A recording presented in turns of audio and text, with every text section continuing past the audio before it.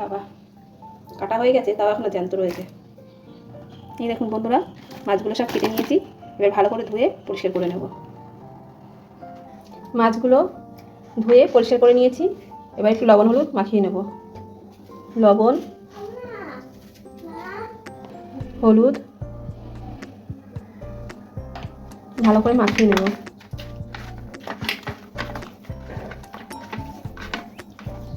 মাছগুলো এভাবে কেটে নিয়েছি যাতে এর ভিতরে মশলাগুলো ঢোকে। কিছুক্ষণ রেখে দেবো, ততক্ষণ আমি মশলাটা করে নেব।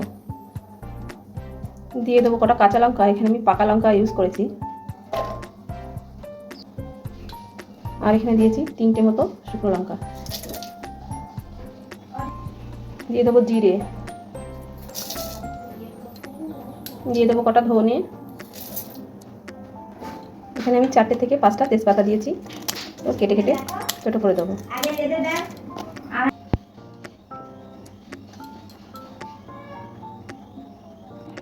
কড়াইয়ের মধ্যে মাছগুলো আমি পরপর সাজিয়ে দেবো। একটু সর্ষের তেল দিয়ে নিয়েছি।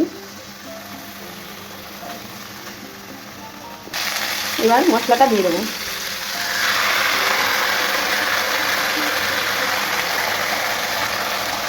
উপর দিয়ে সর্ষের তেলও দিয়ে দেবো। দিয়ে দেবো একটু হলুদ,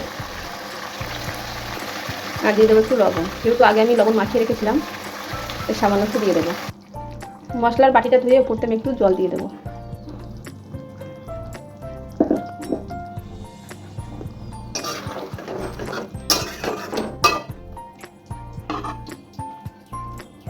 ঢাকনাটা খুলে নিয়ে দেখে নেব।